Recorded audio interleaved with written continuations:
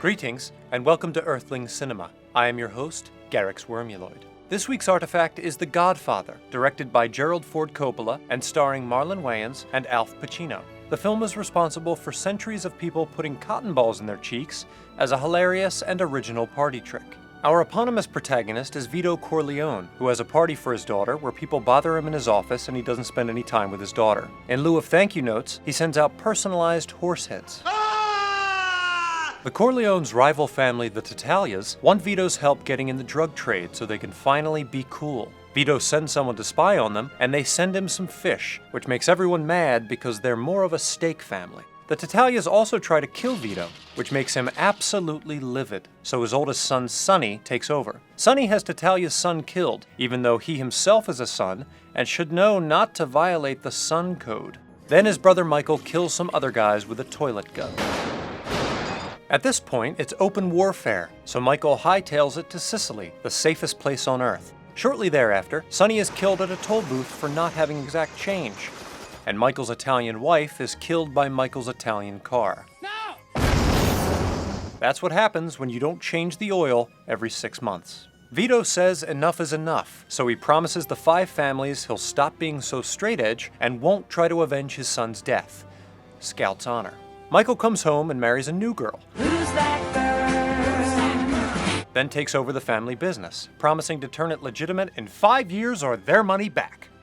In a bid to be taken seriously, Michael's son Anthony murders Vito with a watering can. Not to be outdone, Michael has all the other Dons assassinated, kills his brother-in-law, and becomes The Godfather Part 2.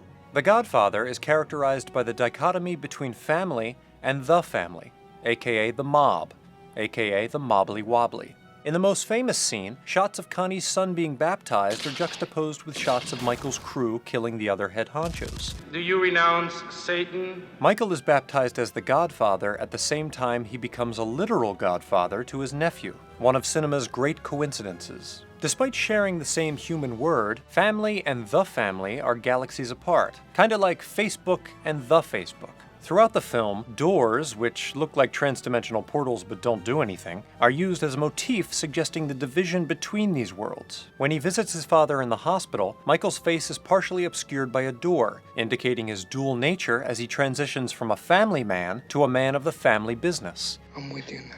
During the wedding, Sonny has human intercourse with a woman against a door, while on the other side, Tom Hagen tells him to stop procrastinating and get back to doing mob stuff. In the final shots of the movie, the door is shut on Kay after Michael lies to her about Carlo's death. Michael is fully entrenched in the mafia, and his wife can no longer trust him. The film is permeated with a feeling of nostalgia, an affliction suffered by human brains in an attempt to cover up the futility of human existence. The characters yearn for an older, simpler time, a time of family values. Times have changed. It's not like the old days. Vito Corleone refuses to do business in narcotics. I must say no to you. Despite admitting that it's the future of the mafia, as well as politics, sports, and entertainment. This refusal to adapt is what leads to the attempt on his life. Later, when Vito dies in his garden, we see his grandson run through the frame like he don't give a fuck. Vito's old-school morality has expired to make way for a younger, more nihilistic way of life. I giovani non hanno più rispetto. Stanno cambiando i tempi, io non lo saccio come va a finire. The morality of the film is also evident through light and color.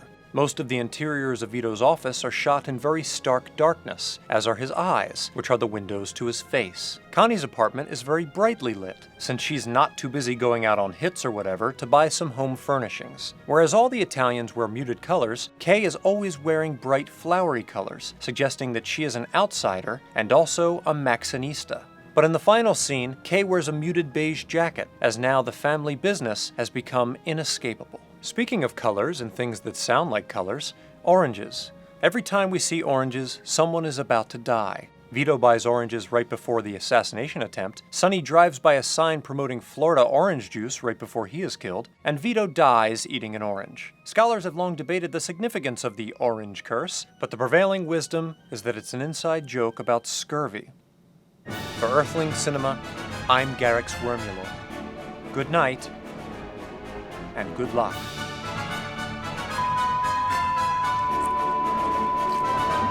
Greetings, Earth enthusiasts. This is Ella Darling, coming to you from the distant past. I'm the co-star and writer of a new show coming to Wisecrack called Boss Bitches of History, in which we explore women through the ages who defied convention and changed the world. That world being Earth. It's gonna be awesome, so mark your calendar for June 30th, and I'll see you then.